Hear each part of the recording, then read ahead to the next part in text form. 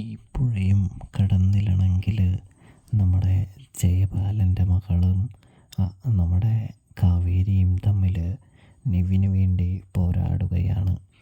ഇതേ സമയം നിവിനെ തനിക്ക് വേണ്ട എന്നും താൻ തന്ന ഭിക്ഷയാണ് നിവിനെന്നും നീ എടുത്തോളാനായിട്ട് പറയുന്നതും കാണാൻ സാധിക്കുന്നുണ്ട്.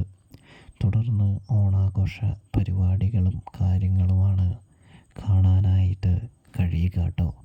ഇതേ സമയം അനിയത്തിക്കുട്ടിയാണെങ്കിൽ കാവേരിയോട് പറയുകയാണ്, എന്നെ അച്ഛൻ വിളിക്കുന്ന മാതിരി തോന്നിയെന്നും അച്ഛൻ്റെ അടുത്തേക്ക് വരാനായിട്ട് പറയുന്ന മാതിരി തോന്നിയെന്നും പറയുമ്പോൾ കാവേരി അനിയത്തിയെ ചേർത്ത് പിടിക്കുകയാണ് എന്ന് കാണാനായിട്ട് സാധിക്കും. തുടർന്നാണെങ്കിൽ നരേൻ്റെ വിവാഹ നിശ്ചയ ചടങ്ങൊക്കെ കാണാൻ കഴിയും.